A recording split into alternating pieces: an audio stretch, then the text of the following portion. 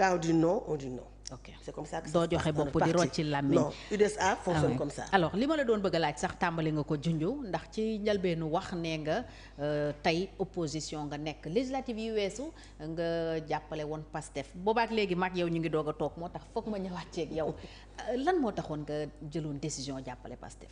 ben non il faut pas dire lan moo tax nga jëloon. ok je suis pas seul. lan moo tax le parti UDSA. mais yaa ne ci bopp bi moo tax yow laa mën a laaj. ba oui mais ñun nag woon décision personnelle. non nous on a un parti boo xam ne qui est démocratique et souverain du Adji Mbergane rek mooy jóg. toog ne nañ leen def lii ñëpp topp non non. fu xalaat bi jógee moi j'ai un numéro 2. qui est vraiment enfin Amadou El Hadj Amadou Omar Gueye ku ko xam-xam ne c'est un homme de principe. le président des sages Ablaye Diop pareil. et cetera donc c'est pas un parti où c'est le leader. parce que je suis chef de parti parce que c'est eux qui ont fait de moi chef de parti. C'est ça aussi, il faut que les gens comprennent cela.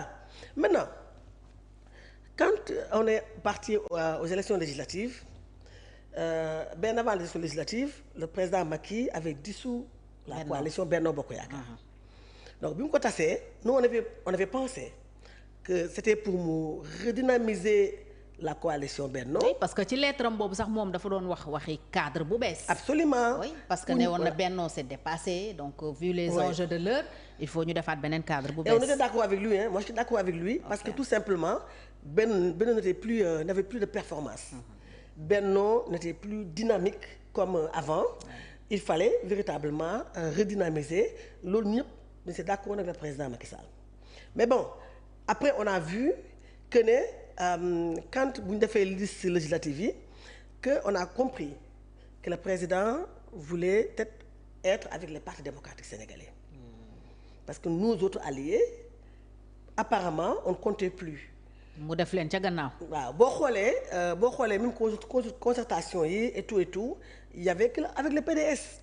donc quand on a vu que le président on a compris. kon Macky da leen a largué quoi. qu'il voulait être avec le PDS. nous on a compris et on a pris acte et quand on a pris acte on a écrit au président Macky Sall. parce que comme li may wax toujours président Macky Sall ànd nawle la ñu àndoon. d'accord ànd nawle mooy joxante cër. voilà mu xam ñooy kan ñu xam moom mooy kan. ba ñu ànd ak moom ñëpp xam nañu ne rien n'est évident. parce que ba ñu ànd ak moom 2012 xam nga yaa naan les mémoires. mémoires yooyu tey c'est vrai que j'étais jeune. mais damaa fekkee lu bëri. bi ñu ànd ak moom en 2012. te Salon Ahmed Dansokho Macky Sall n'était pas le favori. Ça se jouait entre Moustapha Niasse avec le Benno Siggil Sénégal. Ousmane Tanor Dieng ak Benno ak Tanor. moom président Macky Sall bu ñëwoon réunion si bureau si Salon Ahmed Dansokho du toog sax fi ñuy toog ñoom benn coin lañ ko maye bu ñu ko defoon foofu fële ne benn coin lañ ko tegoon. ñoom ñooy toog seen benn cercle Dansokho Niasse Bathily Tanor. ñu doon toog seen benn kii nii. président Macky fa lay toogee donc pour dire qu'il n'était pas favori pourtant nous on a choisi d'aller avec lui et de ne pas aller avec Niasse qui était favori. Tanor également était favori parce que après Niasse c'était Tanor. bien sûr kon ñu bi ñu ànd ak président Macky Sall c'était pas pour des postes. dara leerul woon. c'était même pas évident je dis pas leerul il y avait rien d'évident. donc kon bi ñu ànd ak moom yaakaaruñu woon sax mu gagné dañoo gëmoon ne rek. on met le paquet ñu dem wax ak sénégalais yi yàlla mën nañu may ndam mais bu doon ay poste la wala ay privilège kon moment boobu te 2011 bañ dugg 2012 élection présidentielle kon noonu dañoo ànd ak ñi nga xam ne ñooy les favoris kon c'est pas une question de poste mais comme j'ai dit c'est une question de ànd nawle donc quand on a vu que sur les listes Fatou tu conviendras avec moi que yow liste boo ko xoolee. est-ce que nekkoo woon 20e place. 24e 24e boo xoolee liste bi Fatou je pense que ne ñun ñii ma jiitu ñëpp gisuma ku ma gën a méritante gisuma du ma ne li ma def kenn defu ko. mais je pense que ne j'ai beaucoup donné à Benno Bokk Yaakaar et nous avons travaillé à la consultation de Benno Bokk Yaakaar te Assemblée nationale nekk naa fa je pense que am naa taxawaay boo xam ne ñëpp salué nañ ko. nekkoon nga vice-présidente groupe parlementaire. te musuma bokk ci bureau Assemblée nationale. fii na see dafa noccee. bokkuma fa woon. la conférence des présidents bokkuma fa woon parce que un vice-président de groupe c'est en l'absence du président de groupe ci lay doog a mën a toog waxuma bureau de. toog conférence des présidents. te nag j'avais des présidents de groupe qui ne s'absentaient pas parce que effectivement ils prenaient à cœur aussi leur fonction. te loolu musuma ko musa wàññi dara man ci sama engagement. kon nag pour ñuy faral di wax naan il paraît que aji mbergaan li ko président Macky defal je pense que président Macky defal lu ma ko defalul. non non non defal lu ma ko defalul te man li ma defal lenn laa ci jàpp du question ay postin li ñu seqoon mooy confiance. xam nga teraanga mooy lan du xaalis.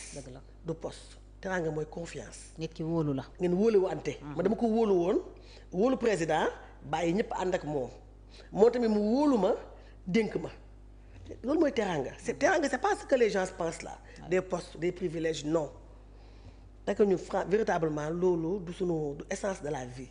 à notre avis maintenant bi mu defee loolu nous aussi on a pris acte quand on a pris acte def nañu réunion te moom bi ñu koy def on l'a informé quand même que ne le parti va se réunir et va prendre une décision.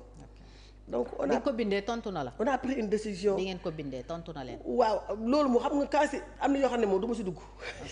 voilà parce que am na yoo xam ne waaw moom président de la république la du ma dugg ci ay échanges yu may def ak président. voilà en tout cas c'est pour savoir justement est-ce que yéen a ngi am ba tey relation.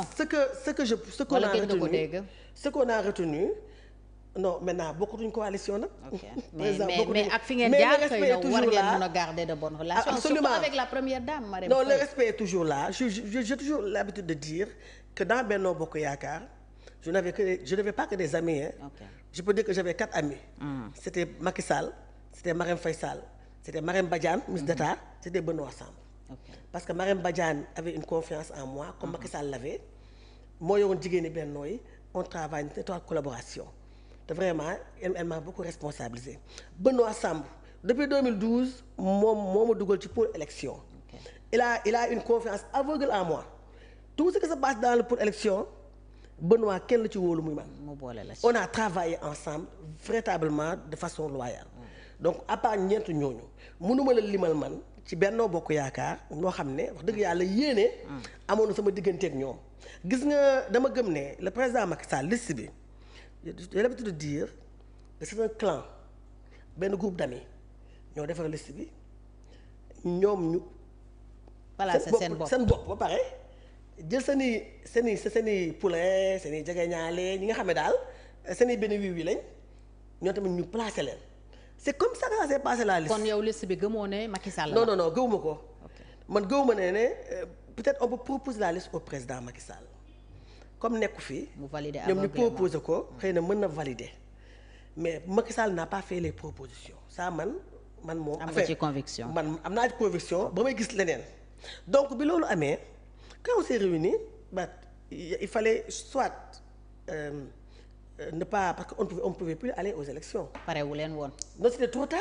oui délai dafa gàttoon. l'opposition n'avait que 10 jours pratiquement. mais sinon ñun bu ñu demoon élection Fatou man gëm naa ne daañu am ay députés.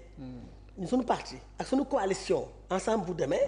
bu ñu demoon coalition daañu am ay députés mais c'était trop tard mais qu'est-ce qu'il fallait faire maintenant soit ñu def semblant que ne ñuy jàppale Takku Wallu comme beaucoup ont fait waaye dañoo def semblant rek. te jàppale wuñu te ñoom campagne ñu defuñu dara bala nga boycotté. wala nga soutenir benn liste. et UDSA a décidé de soutenir le PASTEF. c'est comme ça c'est passé. pourquoi PASTEF. mais PASTEF mi nekkoon seen opposant quelques mois à l'avance. waaw non PASTEF oppose. sunu opposant la bof mais pas opposant radical ak ñun parce que y a une relation qui lie une relation fraternelle qui a toujours lié le parti je dis pas moi. le parti avec Ousmane Sonko. donc le parti UDSA. oui. lan moo leen c'est bien avant que Ousmane soit dans la politique. Voilà, donc il y a une relation fraternelle qui lie UDSA. J'ai envie de savoir. Oui, il y a une relation. Okay. Parce que ku ko jege moom. dafa nekk membre fondateur UDS bi. D'accord. Voilà ku ko jege. dafa moom dafa ñun ñoo ko sosandoo. mbokkam quoi mbokkam bu ko jege ñoo sosandoo parti bi.